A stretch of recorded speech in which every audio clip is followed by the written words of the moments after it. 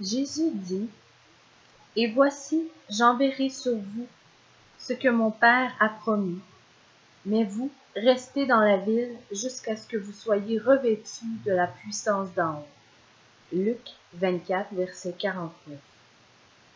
Jésus souffla sur eux et leur dit, « Recevez le Saint-Esprit. » Jean 20, verset 22. Le jour de la Pentecôte, ils étaient tous ensemble dans le même lieu. Tout à coup, il vint du ciel un bruit comme celui d'un vent impétueux, et il remplit toute la maison où ils étaient assis. Des langues, semblables à des langues de feu, leur apparurent, séparées les unes des autres, et se posèrent sur chacun d'eux. Et ils furent tous remplis du Saint-Esprit, et se mirent à parler en d'autres langues, selon que l'Esprit leur donnait de s'exprimer. Actes 2, versets 1 à 4. Chapitre 22. Vous recevrez une puissance. Pour bénéficier de votre statut honorable en Christ, vous avez besoin d'aide. Or, celle-ci vous est fournie. Il convient donc de prendre l'habitude de demander de l'aide en même temps que de dire merci, et ce, aussi souvent que possible.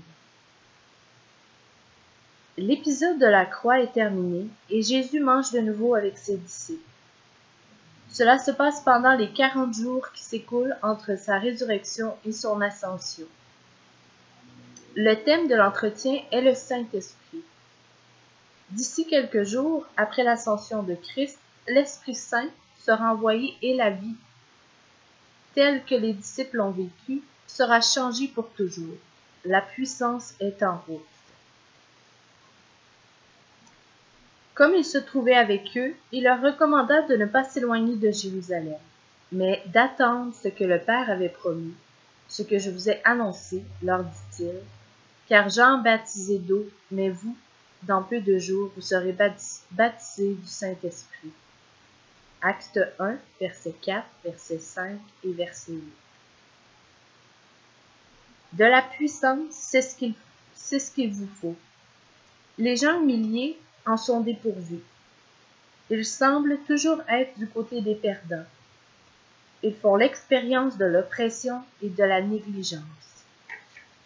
Ils ne sont rien. Or, vous avez besoin de puissance pour que la vérité de Dieu prenne vie dans votre âme.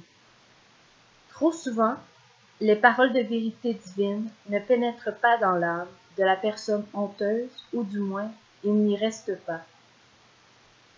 À peine l'espoir apparaît-il qu'il se dissipe aussitôt. Vous avez besoin de la puissance divine pour que les paroles de vérité prennent racine dans votre vie. Vous avez besoin de sa puissance pour croire, de sa force pour agir. Jésus est monté au ciel et l'Esprit Saint a été envoyé. C'est un épisode de l'histoire qui a une incidence sur vous en ce moment même.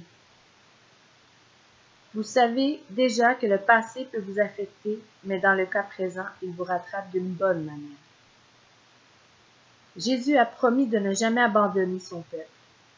Il a promis la venue de l'Esprit Saint consécutivement à son départ. Si vous connaissez un tant soit peu l'Esprit Saint, vous pouvez tout aussi bien le surnommer puissance. Car grâce à sa présence, les choses bougent. Acte 1, verset 8. La mort et la résurrection de Christ ont inauguré le nouveau royaume. La venue de l'Esprit l'a rendu visible. Le peuple de Dieu avait été réduit à une poignée de femmes. Or, grâce à la venue de l'Esprit Saint, le nombre en augmentait maintenant chaque jour. Des disciples craintifs devenaient soudainement courageux, même face à la mort. Il y avait suffisamment de miracles pour prouver que l'œuvre de Christ se poursuivait, et ce, par l'intermédiaire de disciples imparfaits. Le pardon des péchés était à l'ordre du jour. Des vies ayant dérapé étaient de nouveau soumises à la maîtrise de soi. Et, pour toutes les personnes prêtes à aborder ce changement, la honte était transformée à jamais.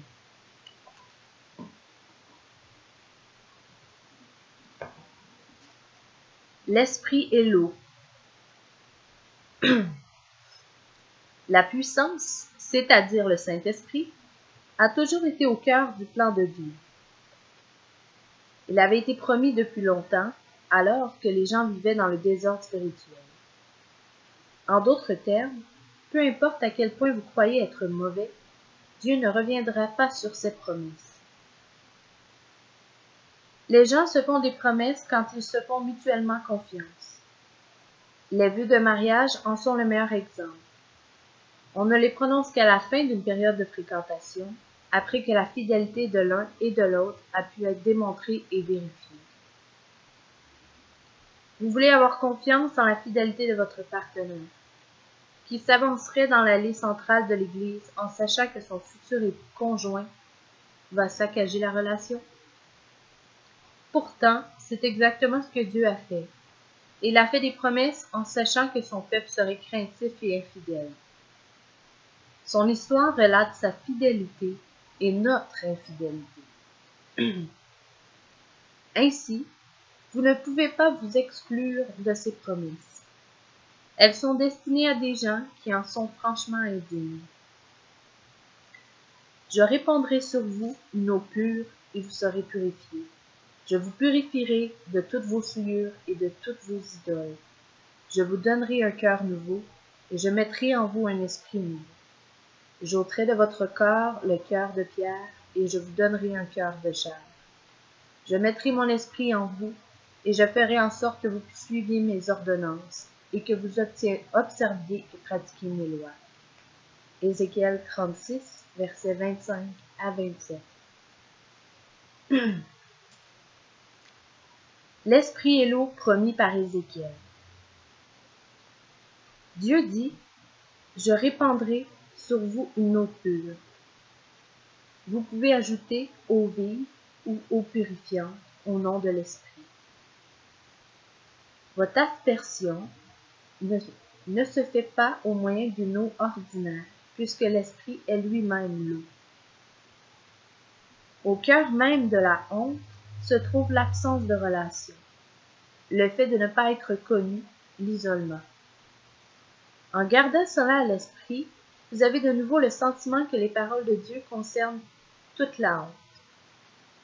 Par exemple, de nombreuses religions imposent des rituels de purification à leurs disciples, mais la purification pourvue par le vrai Dieu se résume essentiellement à son union avec vous.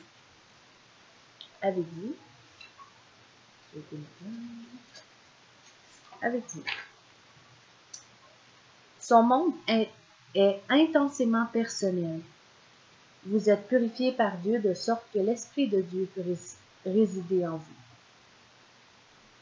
Le temps vient, disait Ézéchiel, où vous seriez entièrement aspergés et purifiés sur le plan cérémonial.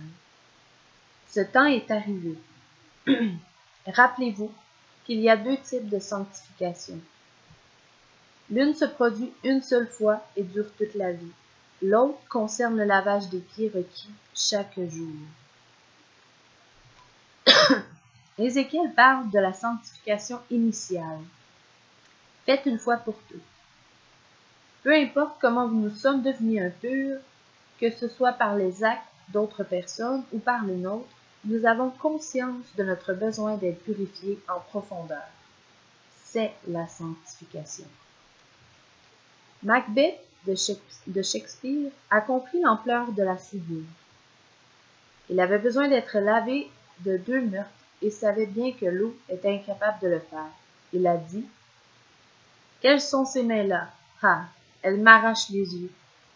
Tout l'océan du grand Neptune suffirait-il à laver? Ce sang de sa main? Non, c'est plutôt ma main qui donnerait son incarnat aux vagues innombrables, en faisant de l'eau verte un flot rouge. » Sa femme et complice a également constaté qu'elle était incapable de se purifier du sang dont ses mains étaient cachées. « Va-t'en, tache damnée, Va-t'en, dis-je. Une, deux, alors il est temps de faire la chose. L'enfer est sombre. Fi, Monseigneur, fi, un soldat avoir peur. À quoi bon redouter qu'on le sache, quand nul ne pourra demander de compte à notre autorité? Pourtant, qui aurait cru que le vieillard eux en lui tant de sang? L'eau seule ne peut laver notre âme, mais l'Esprit Saint en est capable. La transformation intérieure est exactement ce que l'Esprit opère dans le cadre de la consécration et c'est l'œuvre de Dieu, pas la nôtre. Aussi, l'Écriture oppose-t-elle la futilité de se purifier soi-même à la promesse du Seigneur, stipulant que même des mains meurtrières peuvent être lavées. Venez et plaidons, dit l'Éternel, si vos péchés sont comme le cramoisi et deviendront blancs comme la neige, s'ils sont rouges comme le pourpre et deviendront comme la laine. Isaïe 1, verset 18. Votre devoir consiste à ne rien faire. Or, comme vous le savez, ne rien faire est une tâche particulièrement ardue. Vous découvrez, de manière plus précise, les dons que Dieu vous offre, reçus à juste titre, et vous métamorphoseront.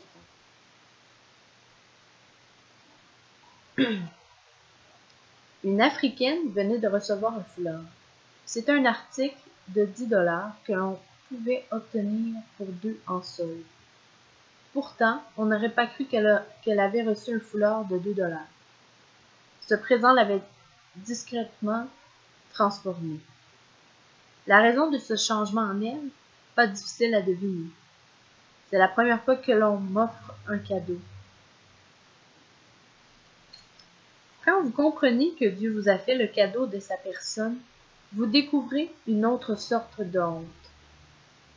Vous êtes traité d'une manière qui surpasse ce que vous méritez. Vous êtes purifié et accepté, or personne n'est digne d'un tel cadeau. Quand vous recevez un cadeau extravagant, sans avoir rien à donner en retour, vous pouvez en être un peu gêné. Vous vous en sentez indigne. Bien que cette forme d'indignité soit très différente de celle que vous avez précédemment connue, lorsque vous recevez un cadeau extravagant de la part de quelqu'un que vous avez déshonoré, vous ressentez quelque chose de plus proche de la honte que de l'embarras. C'est de l'orgueil.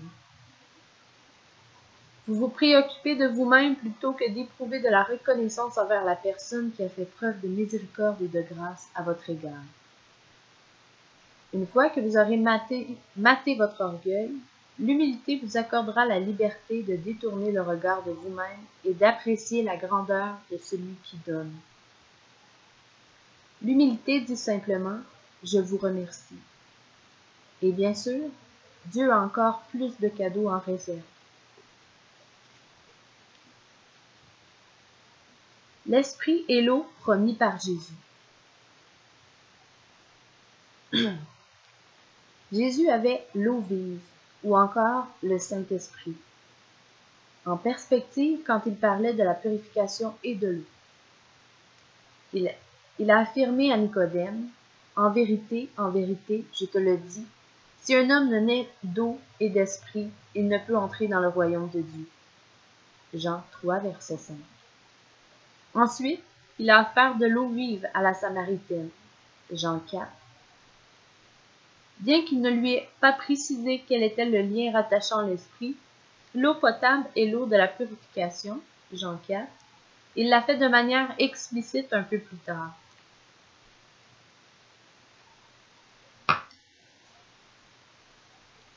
Le dernier jour, le grand jour de la fête, Jésus se tenait debout, s'écria « Si quelqu'un a soif, qu'il vienne à moi et qu'il boive.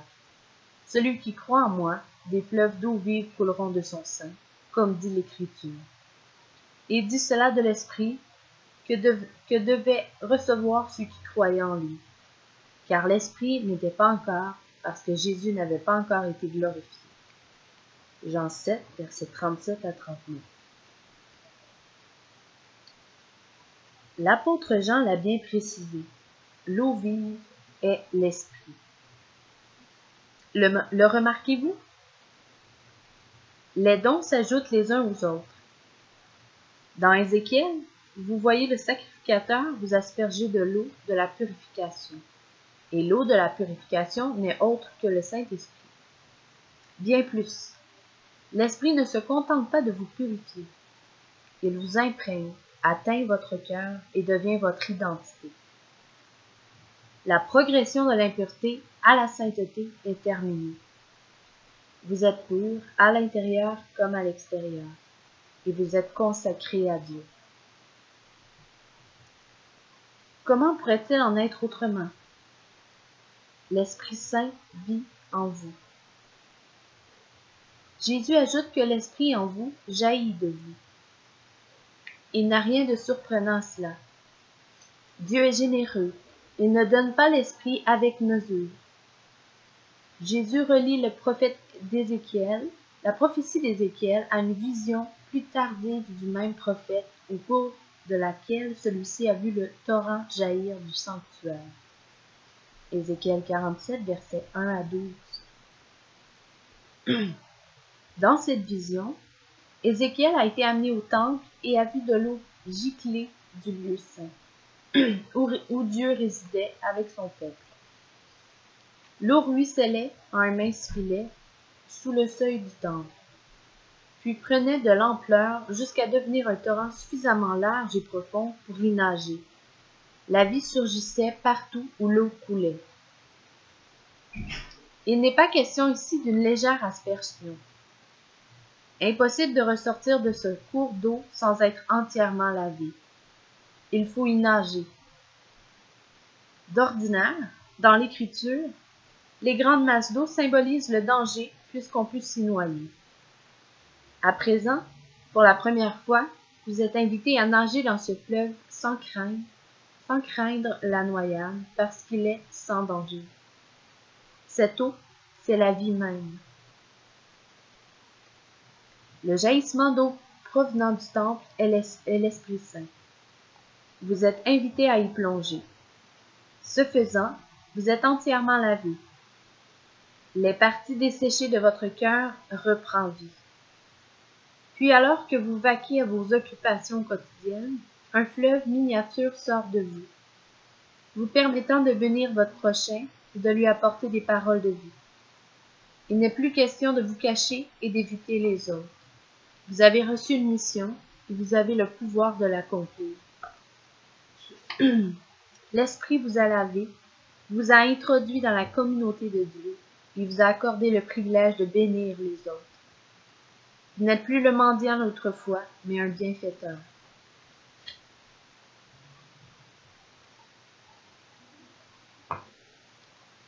L'Esprit est le temple. Ce n'est pas tout. Étant donné qu'une version miniature du fleuve de l'Esprit Saint sort de vous, vous devenez le temple de Dieu. Rappelez-vous l'histoire. L'Esprit de sainteté, qui avait accompagné le peuple de l'Ancien Testament, attendait que Christ accomplisse le parfait sacrifice. L'Esprit a été envoyé ici-bas après que le sacrifice de Christ a été déclaré efficace et complet et que Jésus est monté au ciel, où il règne désormais en tant que roi. En vous attachant à lui par la foi, vous avez permis à l'Esprit de Dieu de vous laver et de vous remplir. L'Esprit est en vous dès maintenant. Plus encore, étant donné que Dieu est généreux et nous prodigue ses largesses, vous pouvez vous attendre à ce que l'Esprit Saint jaillisse de votre cœur. Vous êtes le temple de la vision d'Ézéchiel. Dieu n'a jamais voulu établir sa résidence permanente dans une maison somptueuse, mais dénuée de vie. Le temple de Jérusalem était convenable, mais il n'était pas d'un grand secours aux personnes qui demeuraient à quelques jours de marche de là. Ce bâtiment était remarquable du point de vue esthétique, mais les êtres humains sont des temples plus appropriés pour Dieu. Celui-ci a toujours prévu d'habiter dans des tabernacles vivants, des temples pourvus de jambes et de bras qui le représentaient, l'aimeraient et le serviraient. Pourtant, Qui serait apte à jouir d'un tel honneur? Seul le Dieu qui a pris une forme humaine. Jésus leur répondit, « Détruisez ce temple, et en 3 jours je le relèverai. » Les Juifs dirent, « Il a fallu 46 ans pour bâtir ce temple, et toi, en 3 jours tu le relèveras? » Mais il parlait du temple de son corps. Jean 2, versets 19 à 21. Jésus était le temple vivant. Le lieu où Dieu était lui-même présent. Jésus était le lieu très saint, le cœur même du temple, le lieu de son trône sur la terre. Ézéchiel 43, verset 7 et Apocalypse 21, verset 22. Là se trouvaient les 10 commandements que Jésus a parfaitement observés. Là se trouvait la manne, le pain de vie. Tout dans le temple parlait de Jésus. Cependant, là où se trouve Jésus, on peut s'attendre aussi à y trouver son peuple, car ce dernier est uni à lui. Nous avons repéré le premier indice de notre lien avec le tabernacle, ou le temple, quand nous avons examiné les vêtements des sacrificateurs, Exode 28. En observant attentivement ces vêtements, nous leur découvrons une étrange similarité avec le tabernacle même. Comme le lieu saint était entouré de la belle tente conçue par Dieu, le sacrificateur était paré d'une version miniature de cette tente, à savoir ses vêtements sacerdotaux. Il était en effet un tabernacle ambulant consacré par Dieu. Quand la foi nous unit à Christ, nous devenons à notre tour des tabernacles ambulants. L'apôtre Paul avait compris, puisqu'il a écrit « Ne savez-vous pas que votre corps est le temple du Saint-Esprit qui est en vous, que vous avez reçu de Dieu, et que vous ne vous appartenez point à vous-même » 1 Corinthiens 6, verset 19. Il est facile de se sentir dépassé par tout cela, comme lorsque l'on demande son chemin à quelqu'un et qu'il nous donne plus de détails que nécessaire. Au moment où la personne en arrive à « vous passez la maison aux 2 buissons d'azalées roses » ou vous tournez à gauche après avoir pris la 2e rue à droite au 4e feu. Vous ne vous souvenez plus de rien. Vous parviendrez peut-être à vous rappeler 1 ou 2 indications, mais s'il y en a davantage, vous ne retiendrez rien. En d'autres termes, ne laissez pas cette accumulation des dons spirituels vous étourdir et vous pétrifier. Autant que possible, parlez de ces nouvelles réalités. Discutez-en. Dites à vos amis ce que vous apprenez. Quand on vit dans le royaume de Dieu, l'on remarque que les témoignages sont très appréciés. Nous sommes une communauté et nous apprenons les uns des autres. Aussi, chacun a-t-il le devoir de faire part à autrui les leçons reçues. En outre, l'on découvre que notre confiance dans les paroles que Dieu nous adresse augmente dans la mesure où l'on s'en entretient. L'Esprit et vous. Voici un échantillon des choses que l'Esprit accomplit. Néanmoins, cela devrait suffire à vous convaincre que vous êtes purs en Christ. En cas de doute, considérez ces nouvelles réalités se déverser sur vous en cascade. En Christ, vous avez été lavé par l'Esprit de sainteté. Vous avez été baignés en lui. Cela suffit certainement à vous purifier. Vous avez également été revendiqués en tant que tabernacle vivant. Là où régnaient les idoles et les alliances impures, l'Esprit est venu y habiter. Sa sainteté anéantit toute impureté en vous. Le Saint-Esprit vous rend pur une fois pour toutes. Vous êtes passé de l'impureté à la pureté. Cependant, comme la pureté peut encore être commune et non sainte, l'habitation de l'Esprit en vous est importante. Elle montre que Dieu entend vous adopter. Vous qui étiez autrefois quelconque et impur, êtes devenus saints et purs. Désormais, au lieu de contaminer les autres, vous pouvez les toucher et en quelque sorte les sanctifier. Votre présence dans la vie des autres est plus puissante que vous ne le pensez. Vous pouvez, d'une façon très réelle, les rendre saints. Votre présence leur annonce que Dieu s'intéresse personnellement à eux. J'ai observé cela sur le plan humain quand je me suis mariée. Mes parents n'ont connu ma femme qu'un mois après notre mariage. Pourtant, dès l'instant où ils ont fait sa connaissance, ils l'ont aimée. Mes parents m'aimaient. J'aimais ma femme, mes parents ont donc aimé ma femme. Ils étaient liés à moi. J'étais liée à elle, et se sont donc liés à elle. Cela ne veut pas dire que ceux qui sont liés à nous appartiennent aussitôt à Christ, mais qu'ils bénéficient d'une position enviable. Tout au moins, ils ont chaque jour l'occasion de voir l'Esprit de Dieu agir chez quelqu'un d'autre. D'une façon très réelle, ils ont, eux aussi, été mis à part. L'apôtre Paul a donné une illustration de cette vérité. Dans l'Israël antique, il existait des tabous stricts concernant le mariage avec un étranger. Un tel mariage contaminait le foyer de la présence païenne et souillait les Israélites.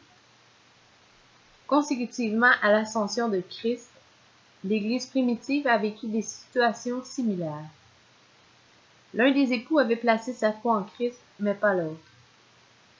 Une application possible des principes de l'Ancien Testament à cette situation aurait été de conseiller aux croyants de se séparer de l'incroyant, rompant ainsi tout lien avec la personne impure. Toutefois, l'apôtre Paul a eu recours à une logique différente.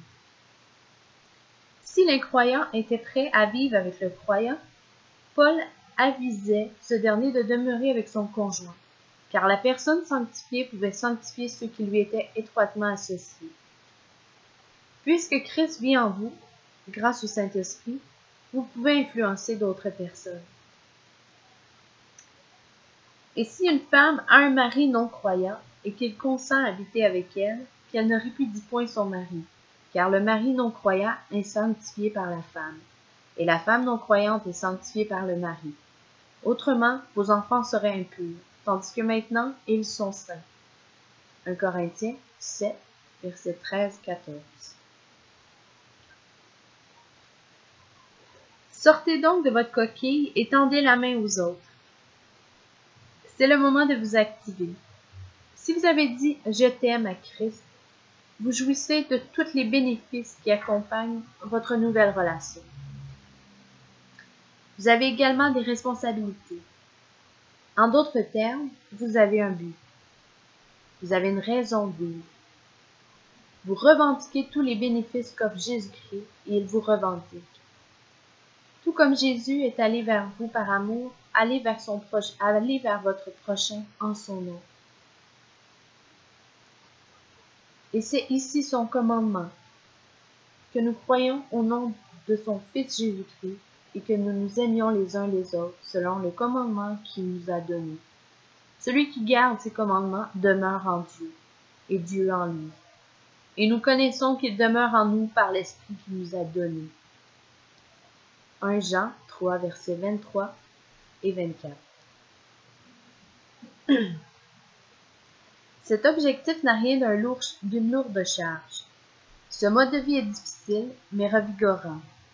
Imaginez-vous être de nouveau Isaïe. Imaginez-vous être le nouvel Isaïe. Vous avez été purifié par le roi. Il vit en vous par son Esprit Saint et vous confie une mission. À discuter. Premier point plutôt. L'une des raisons pour lesquelles vous devez discuter de ces questions avec les autres consiste à vous permettre de verbaliser ce que vous apprenez.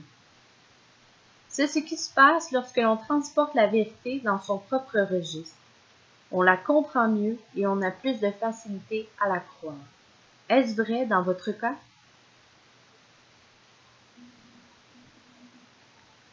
Deuxième question. Comment vous imaginez-vous votre propre purification?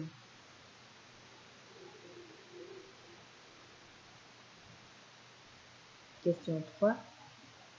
Comment vous imaginez-vous en tant que temple vivant?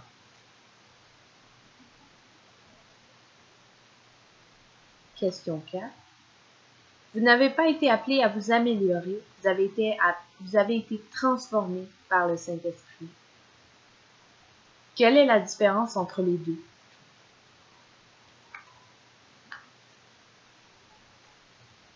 Question 5. Pour en savoir plus, considérez 1 Pierre 1. La logique de l'apôtre est très simple. Puisque Dieu vous a sanctifiés, soyez donc saints.